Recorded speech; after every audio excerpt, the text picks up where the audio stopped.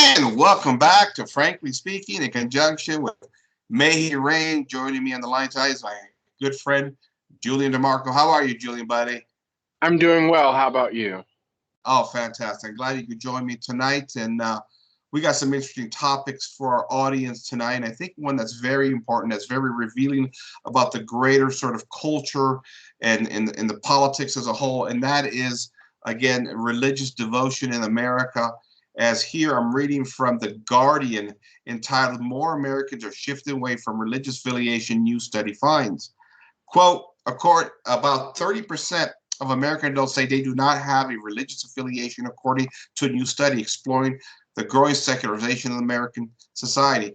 In 2007, only 16% of American adults surveyed by the Pew Research Center identified themselves as religious nones, people who describe themselves as atheists, agnostics, or nothing in particular when asked about their religious identity. The figure is now 29%, according to new Pew Research released on Tuesday. The religiously unaffiliated share of the public is 6 points higher than it was 5 years ago and 10 points higher than a decade ago, the center said, end quote. Julien, I think this really doesn't surprise anybody, as we've been talked a lot about on this show. I have, at least. The apostasy is in full view of the entire world to see. This is the same trend we've been seeing in Europe, where the apostasy and the loss of faith has been kicking in. I think it's now starting to kick in America. America usually follows Europe by about 10 to 20 years with a lot of these destructive social patterns. The faith is being lost all over the world. What do you think that means for the future of the West? I'm not really sure. I mean, I feel like this is an evolving situation. But you know what is also interesting in this article? It says currently 40% of American adults are Protestant. Over the last 5 years, the Protestant share of the population dropped by 4 percentage points and has dropped to 10 points in the last decade.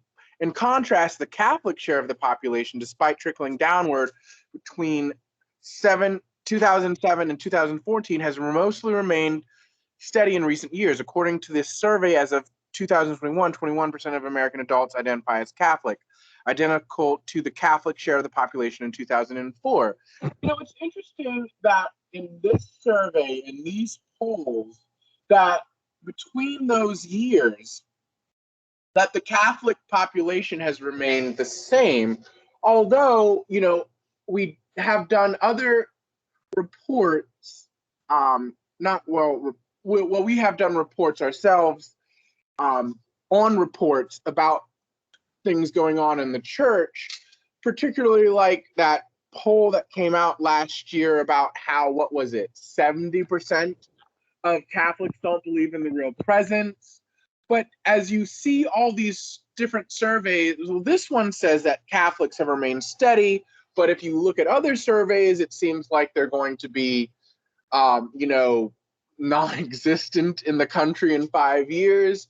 It's very interesting, as somebody that loves sociology, it's really interesting to figure out how all these things are coming together. But I honestly feel that either way, whether the numbers have stayed steady or they're going down, it's quite clear that Christianity, whether it's Protestant Christianity or Catholicism, is completely bereft of any moral authority in this country.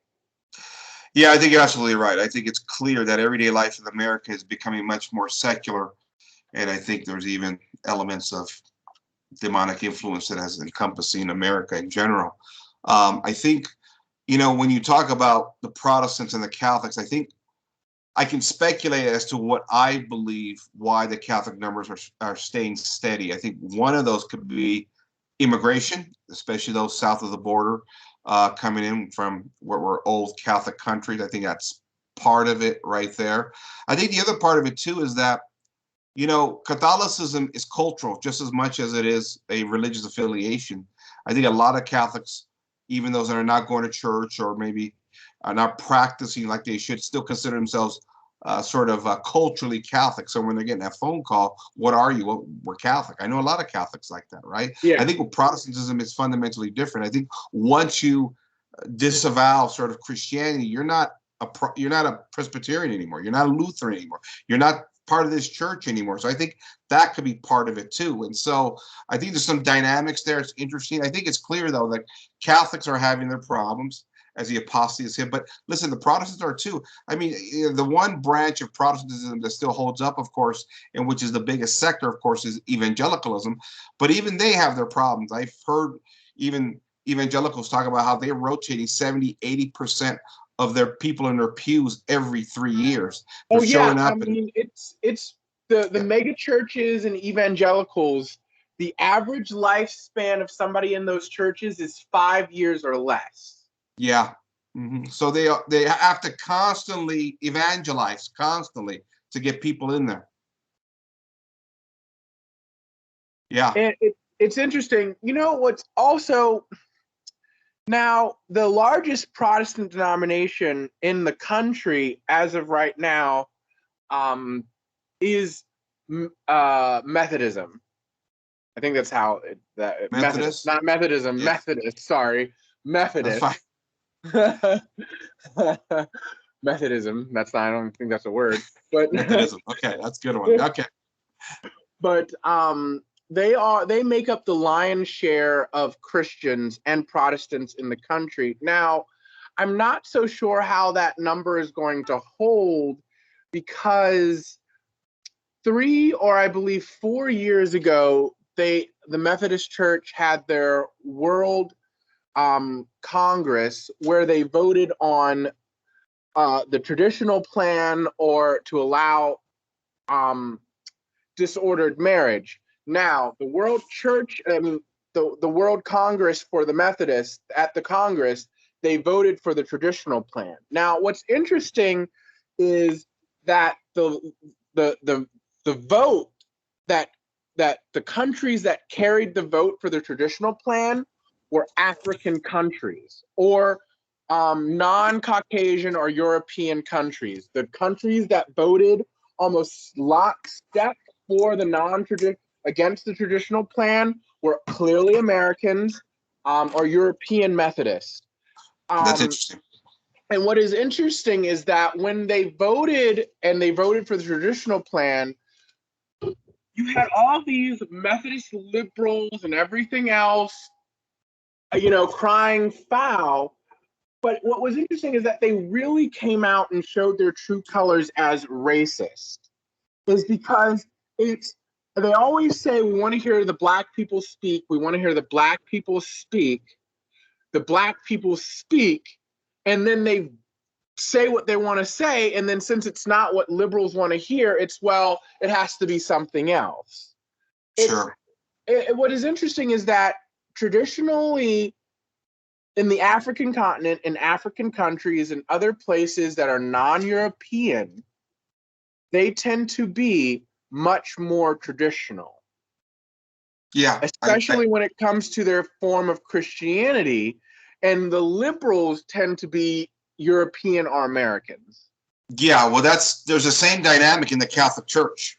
It's the African church and even the Chinese church that are much more conservative, and it's the Church in America, as far as Catholics, that is much more liberal. And you can see that post-Enlightenment liberalism has crept into sort of the American church and the European churches, and Protestantism is suffering from that same effect, without a doubt. And so that's interesting to me because, as I've argued before, Julien, as society falls apart, and we've talked about, me and you on this channel, the West looks like it's collapsing, or it's impending collapse of sorts. We present the idea that liberalism has infected everything, all the major institutions, from government to music to Hollywood to education, right?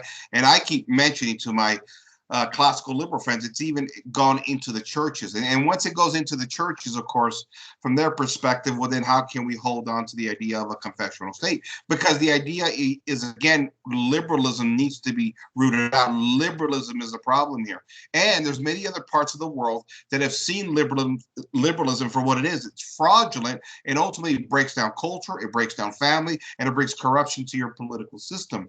I think, from the outside, a lot of these communities that have have not been infected by liberalism, starting with the education system and Hollywood itself, they still kind of have their senses and sort of a moral prudence that guides them in those nations, while we here have been seduced by liberalism, Julien, and that's why I think we're seeing the rise of the noms in the West.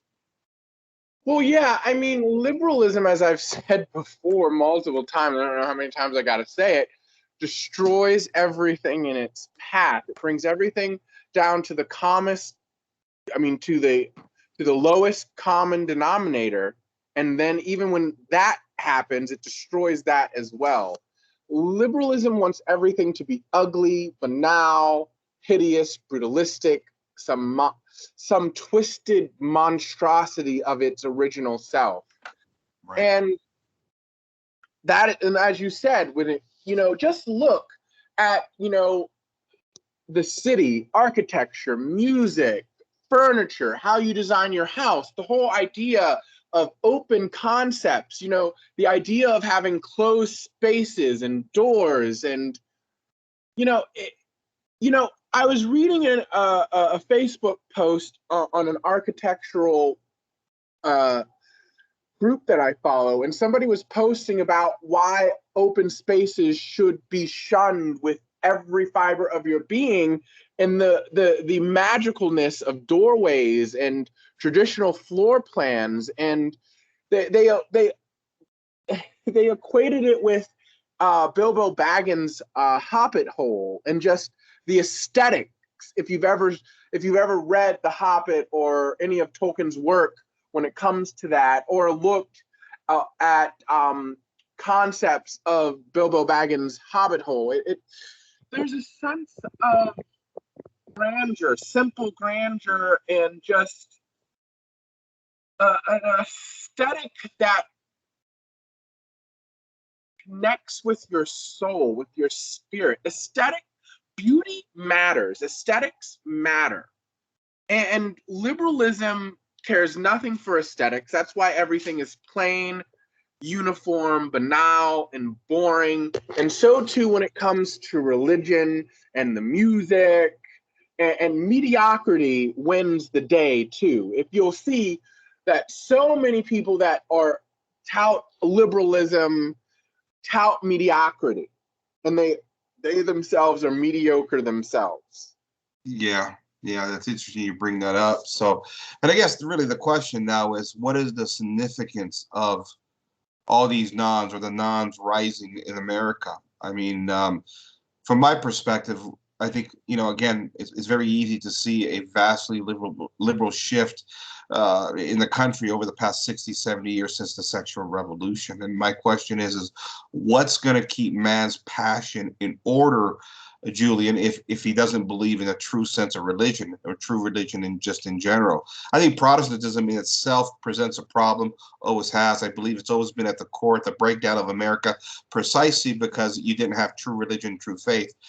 For me, and I know classical liberals hate when I bring this up, but when you have the foundation of Protestantism that begins with disorder at the very top, with Martin Luther and ultimately King Henry, who are looking for, again, their sins to be justified, and concocting, again, doctrines like sola fide, which don't demand anything of you at the end of the day other than an intellectual consent. Sure, later on they constructed an idea you got to walk with Jesus later on, because they saw the complete fallacy of this.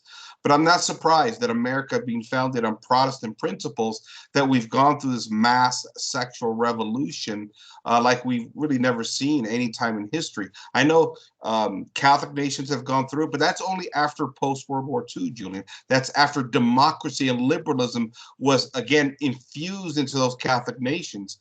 I've always said I believe Protestantism and the Enlightenment were inherently tied together.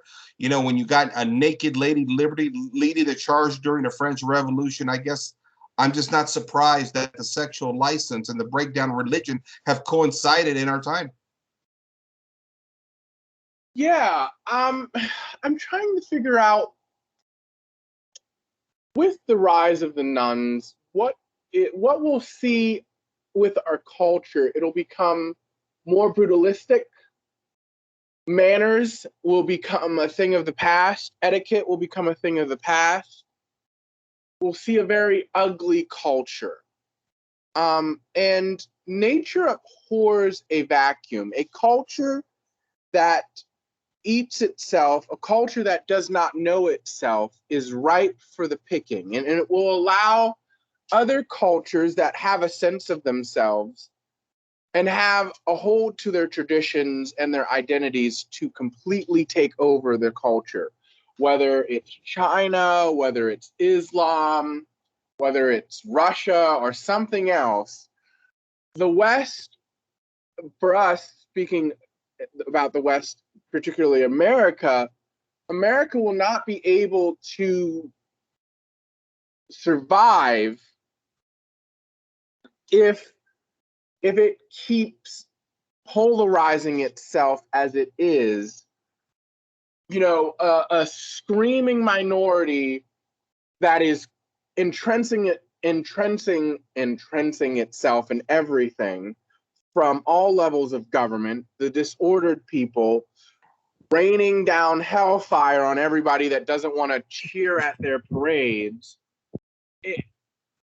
And let's not forget 3 years of all of this craziness with the lockdowns. You know, with everything that's going on with, you know, from the White House to the mass mindset, what we are seeing is really, what we are really seeing is the country fundamentally changing into something that it inevitably always was going to change into. Yeah, Julien, I'm sorry. I think you're absolutely right, and that's the interesting thing about it, Julien, is that those same people that are fundamentally transforming a nation are in denial of what is actually happening in many ways, and you almost wonder if they're purposely doing that to be purposely destructful. Now, Julien, to your claim that, you know, again, as people become less religious and have less devotion, that it will become, I guess, you know, your argument is more destructive in that sense. Those same nods are going to point to the wars of religion of the medieval days, when a time when again the Catholic Church and Christianity dominated. It wasn't, you know, they're going to claim it wasn't like it was exactly peaceful. I mean, so Father Mike Schmitz has talked about this before, on Ascension Press, about the wars of religion and do religion start wars. And there has been extensive studies done, and he has a video about one of the studies that shows that actually, when it comes to wars, religion has played very little or not at all significant in the grand scheme of wars throughout the history of the world, particularly when it comes to the West. And now this isn't just a study about, you know, Christianity, Catholic or Protestant. This is about, you know, from just calculating wars in general, all recorded wars in the West. And it really, how religion plays a part is insignificant. So when people make that claim that, you know, religion fuels war or war of religions and stuff like that, they're really just talking points. There's no real thought to it. There's no real depth. If you probe them, you'll find out that they haven't really studied this in depth. That they don't. That this is just things that they've heard or their own personal views or their antagonism towards religion. But there's no actual, I would say, well-resourced or searched reasons to why they're saying religion starts war, other than I just don't like religion, or that's what the media says. Yeah, it's interesting. In Christopher Ferrera's book, Liberty, the God That Failed, he argues that the wars of religion, particularly in the 15th, 16th century, if I recall there. That's one of the complaints. He said that that had nothing to do with religion at all, but rather it was the birth pangs of democracy that were starting at the time. And you had lots of regional wars. It even highlights how the concept of total war is a modern concoction. You didn't have that total Indeed. war theory. Yes, that is a concept. If you look at what is going on at the surface of these so-called wars of religion, what you are seeing is the buildup to the modern Enlightenment, democratic, Republican mindset in total war. That's right. And then, of course, after the Enlightenment, we go on steroids on the rampage of carnage against humanity. When I was over at the Knights of Christendom, my partner over there, Anthony Chiosa, he found a study that showed and proved that, from the best historical documentation we can get, I'll try and get that link and put it in the description box, that something like 95% of all war-related deaths happened after the Protestant Reformation. And that really goes on steroids, really in the 1900s, the year 2000, after the 1900s. And as we go through communism and we go through the gulags, we go through, again, concentration camps, Julian. I mean, so much carnage, death, genocide in post-Enlightenment society that it's laughable that anybody would actually make an argument that somehow, what we saw in the old world even compares to what we've seen since the Enlightenment and the Protestant Reformation. It's all a byproduct of itself, and it's been nothing but carnage and death and horrible. I just think as Americans, Julian, we have been able to shield ourselves from a lot of that, protect ourselves when it's happened all around us. And I think we've also created sort of this, I don't know what you want to call it, this American destiny, manifest destiny thing, where while these genocides are happening all over the world and we're able to protect ourselves, we're able to elevate ourselves and make ourselves believe that we're better than everybody else, when in fact the world post-Enlightenment has really melted down everywhere you see. Yeah, there's interesting is that there's a meme of this like Parisian, it's a little cartoon, little stick figure type of styling cartoon of a Parisian with his little scarf, and he's smoking a cigarette, and he's being had the bubble. One of the bubble is so the person asked to the other person, so we left the Dark Ages and threw off the shackles of religion. What happens after that? And then the little person with the cigarette says, genocide mostly. And that's what it's been. And listen, as Americans, we've been fortunate that we've been able to avoid a lot of that. But I'll still go back to my family's history in the Sicilian island, dealing and surviving through World War II, surviving the bombing runs, the starvations, things like that. This has really been a world in the past century here that it's been under really barbaric tyranny in that respects. And many people's souls have paid the price for this. I'm just not sure what was celebrating, other than, again, we as Americans, and thank God for that. I really appreciate that. We've mostly been able to avoid that for now, at least. But as you see, as a culture comes on, continues to unravel, like you talked about, we got screaming, demonically possessed madmen in the streets of America. I just don't know how much longer we're going to hold off and hold on to peace here, Julian. I mean, the writing is on the wall. I mean, we have literally turned into George Orwell's 1984. As time, there's always these funny pictures of people, with their finger on pulling out the 1984 and saying, just taking this out of the fiction section and putting it in the nonfiction section. We really have fallen through the looking glass, and 1984 was a fiction book, but it has become so prophetic that we are actually living through it. We are. And I'll be honest with you, Julie, for the sake of my children, I hope we're wrong on this prediction.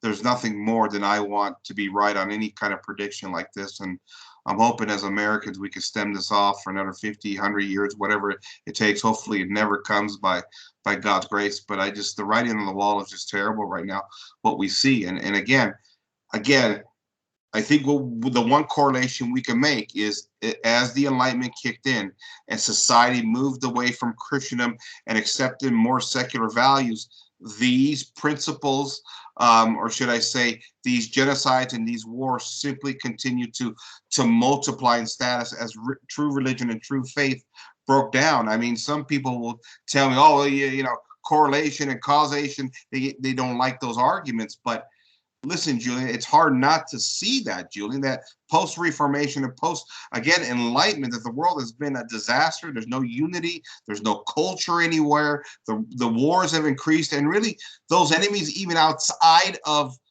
Christianity, we've just allowed now to walk into our nation. I mean, we used to fight them. We used to keep them out in the old world under Christendom. Now we just allow them to walk in, and like we've said before so many times, we allow them in behind the gates. We give them the power to vote. We've even given the enemies of America and the West the power to govern over our lives via democracy. Oh yeah, I mean it's just like, well, what's that senator's name? Rashid or whatever her name is, and then there's that one who actually was legally married to her brother. I know. Is it Omar? Omar, yeah. Yeah. I forget what her last name is, but Omar and Rashid, however you say her name. I mean, the stuff that they say on Twitter, the stuff that they've said on live television, I mean, it's abhorrent. I mean, and if Christians, Protestant or Catholic, were to say these things, I mean, it would literally just be, blood in the streets. It's clear that the media favors one religion over another. This religion can say whatever they want, and they're never canceled, they're never, doxxed, they're never in trouble, or any of these other things. But if Christians were to say the same thing, say, oh, well, we need to have Christian enclaves, and it's Christians only, this community, this town is for Christians only, you'd have, people screaming bloody murder. But Omar and Rashid and all these other people can, talk about Sharia law and all these other things, and how Muslims need to come in and all these other things. It's just like, and Muslims aren't all, the religion of peace, which it's not true. I don't see Christians bombing or blowing up, buildings and towers. I mean, there are some extremist Christian groups, but as the whole, generally the public perception, which is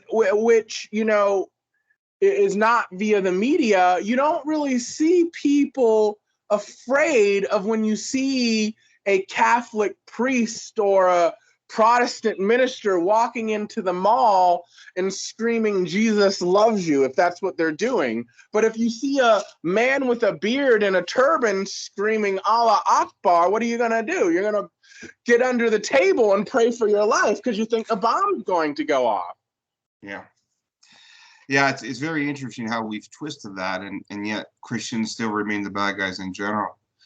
I think, Julian, as we start to close out this podcast here, we're almost at a half an hour here. I think it's interesting in that the way Christians have been put in this box, really, in many respects, and how we got all this religious diversity. I've talked about the American concept of religious liberty in regards to how it's enshrined in the Constitution. I think one of the biggest obstacles that we're faced with is the fact that we are all divided as Christians. We have no common beliefs. We have no common dogmas, no common doctrines. And for that, it's broken down cohesion within culture, and it's broken down cohesion within the family. I guess my question here is that How do we move forward in a nation that's predominantly Protestant, with Protestantism being in the midst of is, again, dogmatic anarchy? Can Christians actually ever come together? Because what I see from most Americans now is I'm looking out for number one. I'm looking out for number one. And as long as my 401k isn't touched, and I'm making my house payment here, and I got my career, and I'm climbing up the corporate ladder of the economic engine of prosperity, that's all most Americans seem to care about.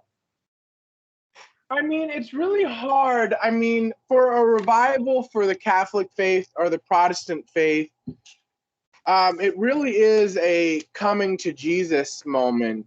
As you know, in the vernacular of Black culture speak, it really is a coming to Jesus moment, looking the truth in the face and being, well, what are we going to do to try and save ourselves and the culture?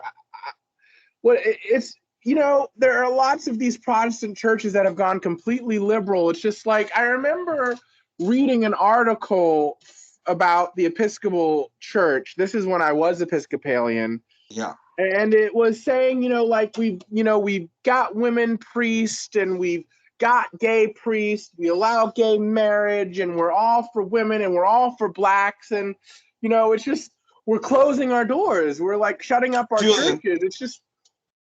Julien, let me ask you, can Protestants actually build culture? I think Protestants can build culture, or at least they can, just like the Catholic Church can build on another culture that was already there and inculcate it. I think that I think Protestants are able to make or inculcate culture that was already there. It's just, if you don't believe, and if you're only manifesting liberalism, which is, the off child of Protestantism, taken to the logical conclusion at the other end of the spectrum, and you're not actually trying to rein it in and actually believe in your core Protestant tenets, whether it's Swigley, Swinburne, Luther, or whatever the case may be, then you're not going to be able to keep your culture, your faith. I mean, Luther wasn't for homosexual marriage. Luther wasn't for women ministers, but yet you have all these Lutheran sects that have all these things. I mean, Calvin wasn't for gay marriage. Calvin wasn't for, again, women ministers, but yet you have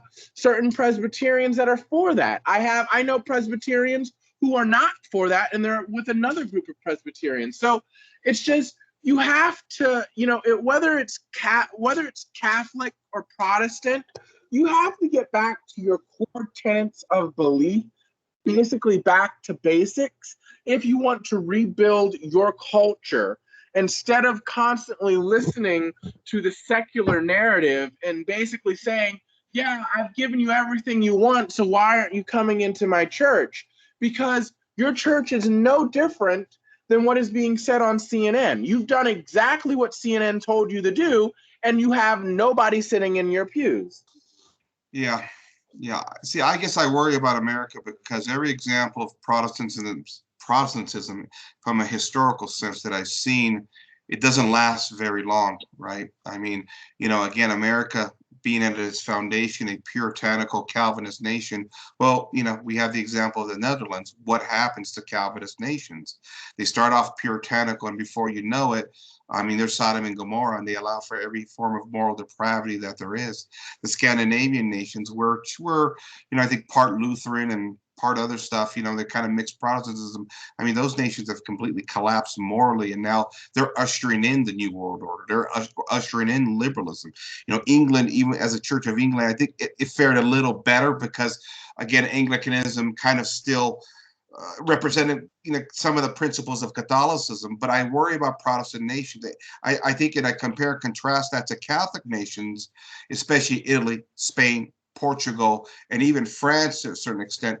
That was different because Catholicism was rooted out by revolutionary ideas and ultimately by world wars. And even through that, through those types of persecution, there's still Catholic culture there. While I look at, again, the Northern Europe and I look at America, I don't know what Protestantism builds. I don't know because I mean, but there's I will say schismatic. that. But I will say this. But I Okay. mean, I know lots of people who go to Ireland, and they say, and I know lots of Catholic Americans who go to Ireland, and they say when you walk into a church, it's creepy.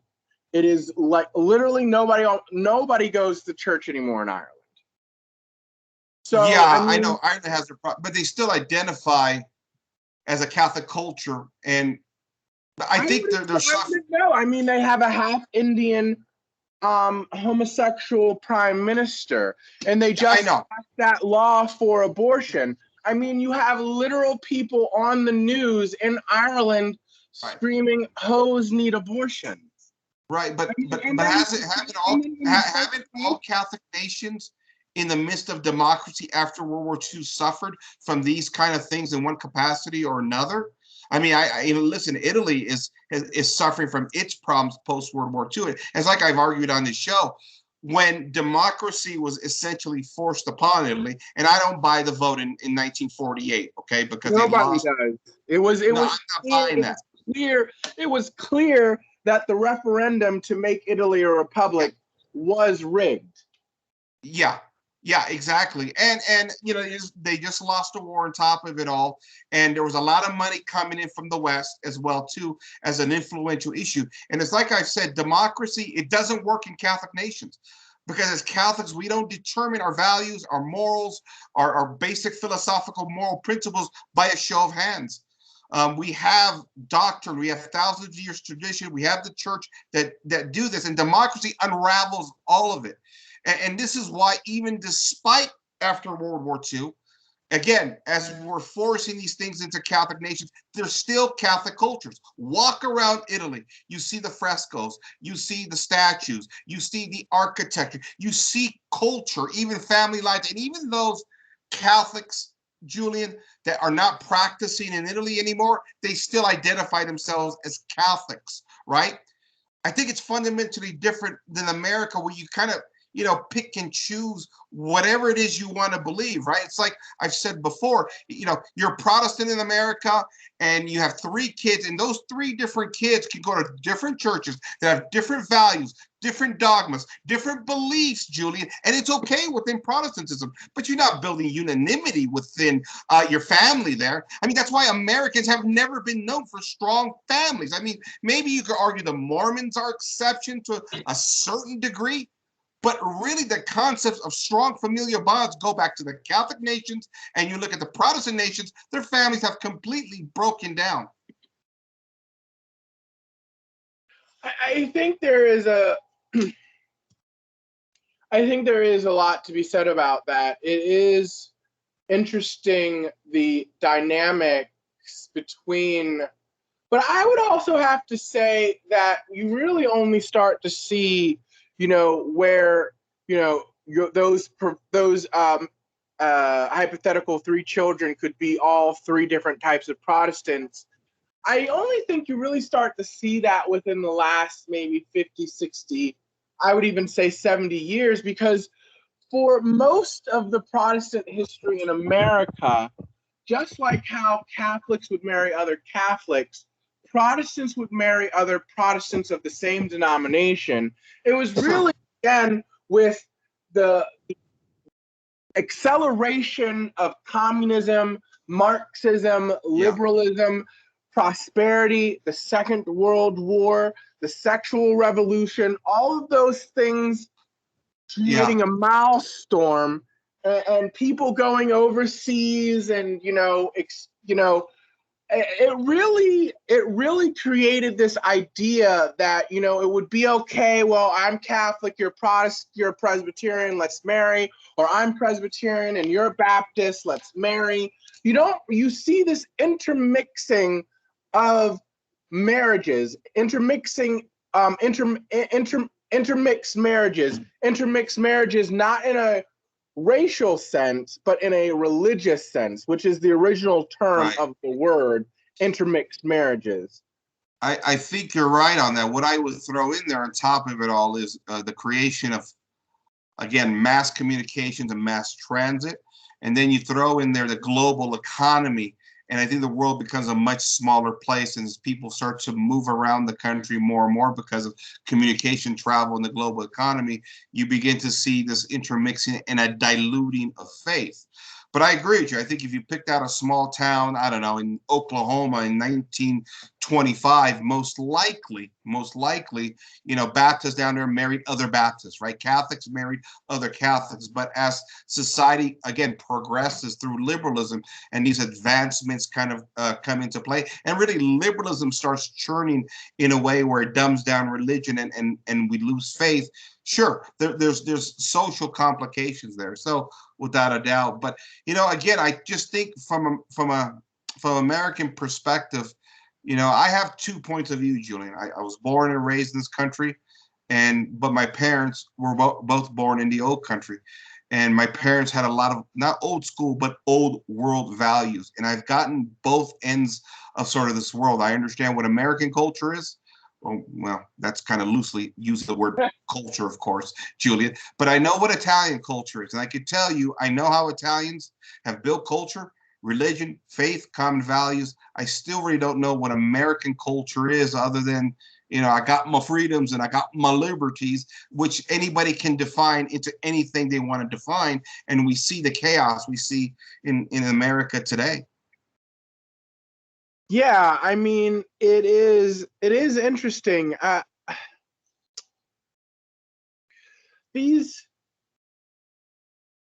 think America, like I've always said, the seeds of America's destruction was in its creation, but it was only going to last for so long when America had, in the earlier days when we were much more agricultural, people didn't live in the big cities all over the place, and there was much more cultural ethnic cohesion. You had the Polish areas, you had the Scottish areas, you had the Scottish Protestant areas, and you had the Scottish Catholic areas. You had, the Italian areas. You had all of these things, but there's a really good book that I'm failing to remember next time when we do another show. Are you buying the idea that Catholic communities in America were purposely targeted to be destroyed? Well, let me finish my thought. The next time we talk, I will have that book remembered that actually talks about how the American religion came to be. But as to your point right there, I do believe there is strong evidence to suggest that Catholic neighborhoods were targeted. Okay. Do we have any ideas how they were targeted? So one of the ways how they were targeted was by building highways and other major thoroughfares through those neighborhoods. Now I know, and I there's an example that I have not firsthand, but I used to go to a church before the Tridentine Mass moved to its permanent location. We went to a church called St. Boniface, which is right off the highway. Now, that whole area right there was a Catholic neighborhood, but they bulldozed through it when they built that highway. This was probably at least 50 years ago. Right. And they keep wanting to extend the highway. And so eventually, if they wanted to bulldoze the church, well, the church raised some money, and they eventually got to where they were able to have it be considered a historic landmark of Pittsburgh. And so now the church, for the foreseeable future, will never be able to be torn down, even if they want to extend the highway more. But that is just one way one example of Catholic neighborhoods being destroyed and the Catholics being displaced. That's interesting. Okay, listen, I've heard of this theory from a few different areas of Catholic internet culture, I guess you could say. I haven't followed up on it. I think that's very interesting. So I'll tell you what, let's plan on doing a show on that, following up on that. And so, okay, Julien, we're 45 minutes in here, and I think as we begin to wrap it up, the nons, again, we've talked about this before, but I think it's an important topic because the study comes out every year, and every year it looks like the apostasy just continues to increase. More people dropping faith, more people dropping religious affiliation of sorts. I think, again, it's just a reflection, again, when we look at, sort of causation versus correlation, I think is pretty clear as America has liberalized, as the sexual revolution has kicked in, all of our passions have been distorted.